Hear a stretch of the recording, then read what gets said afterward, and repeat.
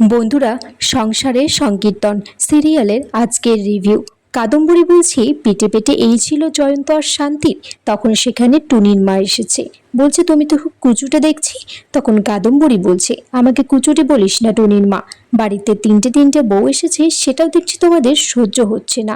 শান্তি এদিকে চা নিতে এসেছে জয়ন্তর জন্য। কাদম্বরী বলছে তুমি কি প্রেমিকের জন্য চা নিতে এসেছো? থুরি তোমার বরের জন্য। শান্তি বলছে না গো, প্রেমিকের বাবার জন্য। থুরি আমার শ্বশুর মশাইয়ের জন্য চা নিতে এসেছি। একটু মিষ্টি মিষ্টি চা নিয়ে গেলেই বাবার রাগ গলে জল হয়ে যাবে, বেশিক্ষণ বাবা রাগ করে থাকতেই পারে না। শান্তি চা নিয়ে বংশীর ঘরের সামনে গেলে বংশী দরজা খুলছে না, কিন্তু দরজাটা শান্তি খুলে দেখে ভিতরে কেউ নেই। তখন সবাই বংশীকে সারা বাড়িতে খুঁজছে, বাথরুমেও খুঁজে কোথাও পায়নি। মদন এদিকে বলছে যে মামা তো আমাকে না জানিয়ে এই অসময়ে বাড়ি থেকে বেরোয় না। তখন শান্তি খেয়াল করে যে বংশীর স্ত্রী ময়নার ছবির সামনে একটা চিঠি লেখা রয়েছে। সেই চিঠিতে লেখা রয়েছে এই বাড়ির আভিজাত্য বনিদিয়ানা সব কিছু তোমাদের নিজেদের ভালোবাসার জন্য ধুলে মিশিয়ে দিয়েছ, তাই আমি এই বাড়ি ছেড়ে চলে গেলাম দেশের বাড়িতে নবদ্বীপে। তখন সবাই মিলে ঠিক করে যে যেভাবেই হোক বংশীকে দেশের বাড়ি থেকে ফিরিয়ে আনতে হবে। তখন সেখানে বংশীর শ্বশুরমশাই এসে বলছে দালানে এত চেঁচামেচি কেন হচ্ছে। শান্তি থেকে জানতে পারে যে বংশী বাড়ি ছেড়ে চলে গেছে। চোখের সামনে ছাত্র থেকে জামাই হতে দেখলাম, বংশীর শ্বশুরমশাই বলছে। তারপর সে এখন নিজেই শ্বশুরমশাই, কিন্তু এই ছেলে মানুষের মতো অবুঝ ব্যাপারগুলো এখনো বংশীর থেকে গেল না। লাবণ্যকে বলে যে সদ্য বিয়ে করেছো, তোমরা মন খারাপ করো না। জয়ন্ত তখন বলছে বাবা নিশ্চয়ই গ্রামের বাড়ির বোনের কাছে গেছে, ফোনটাও নিয়ে যায়নি। যে তখন সবাই চিন্তা করছে। জয়ন্ত তখন বলছে বাবাকে ফিরিয়ে আনতে একমাত্র মদনদাই পারবে। শান্তি তারপর জানতে চায় যে মদনদা কোথায় আছে। আভা বলছি যে ঘরের মধ্যে কারোর সাথে একটা কথা বলছে। শান্তি তারপর মদনের কাছে গেছে।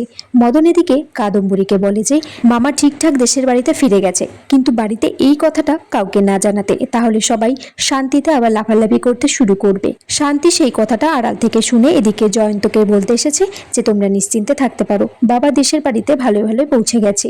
এদিকে ব্রজ বলছে যে কদিন দেশের বাড়িতে গেছে, ভালো করে ঘোরাফেরা করে আবার এখানেই ফিরে আসবে, আমরা নিজে গিয়ে ফিরিয়ে নিয়ে আসবো। মদন তখন সবাইকে বলছে মামা না থাকলে কোনো রকম অনুষ্ঠান এই বাড়িতে হবে না। তখন সেখানে বংশীর শ্বশুরমশাই এসে বলছে যে এখন সব কিছুই করা উচিত, বিবাহ তো বারবার হয় না, তাই জন্য নন্দ আর লাবণ্যর এই অনুষ্ঠানগুলো সব কিছুই পালিত করা হবে। শান্তি এদিকে চা এনেছে সবার জন্য। তখনই লাবণ্যর বাবা ফোন করেছে লাবণ্যর ফোনে। লাবণ্য ভয় পেয়ে রবি ঠাকুরের স্মরণ করছে। সবাই তারপর লাবণ্যকে বলে যে ফোনটা ধরতে, না হলে তার বাবা দুশ্চিন্তা করবে। তখন লাবণ্য তখন সবার কথা মতো তার বাবাকে একটা মেসেজ করে দেয়। শান্তি এদিকে আলমারি থেকে লাবণ্যর জন্য কিছু শাড়ি বার করছে, কারণ লাবণ্য এই বাড়িতে খালি হাতে এসেছে। জয়ন্ত তখন বলছে যে তার বাবার কথা মনে পড়ছে এবং চিন্তাও হচ্ছে। জয়ন্ত এদিকে বলছে নন্দর বাসরের আয়োজন করতে, কিন্তু বাবা থাকলে খুবই ভালো হতো। এদিকে বাসরের আয়োজন করছে, তখন মদন আবাকে টেনে বলছে একদম ওদের বাসরে যাবে না, দাদা নেই তবু এরা এই অনুষ্ঠানের আয়োজন করেছে। কাদম্বরী তখন বলছে এরা সাপের 5 পা দেখেছে। আভা বলছে ইংরেজিতে সাপের 5 রেখে কি বলে, 5 লেগ স্নেক। এদিকে গান মজা হচ্ছে। শান্তি তারপর জয়ন্তকে বলছে যে এই সমস্ত দেখে তারও বাসর রাতের কথা মনে পড়ছে, কিন্তু লাবণ্যকে সবাই মিলে বলে একটা গান করতে। লাবণ্য বলছে আমার তো চিন্তাই যাচ্ছে না। শান্তি বলে যে গান করো, দেখবে মন ভালো হয়ে যাবে। তখন লাবণ্য একটা গান করলে এদিকে কল্যাণী বলছে যে বৌদি আরও গান করো, থেমে গেলে কেন? তখন নন্দ বলছে থাক না, জোর করছিস কেন? শান্তি তখন জয়ন্তকে বলছে যে নন্দ এখনই ওর বউকে গার্ড করছে, আর তুমি কিছুই করো না। তখন জয়ন্ত বলছে আমিও তো করি, এই যে দর্শকদেরকে সব কিছু বলে দিই। ঠিক তখনই আভা এদিকে ছটফট করছে যে এদের সাথে বাসর রাতে যোগ দেবে বলে। তারপর সে মদনের হাতটা ছাড়িয়ে দিয়ে এদের কাছে এসেছে যোগ দিতে। তখনই দরজায় কেউ করে নাড়ছে। তখন শান্তি বলছে আমি গিয়ে দেখছি। দরজা খুলে দেখে সেখানে বংশীর দিদি গ্রাম থেকে এসেছে। আর এখানেই এই পর্বটা শেষ হয়ে যায়।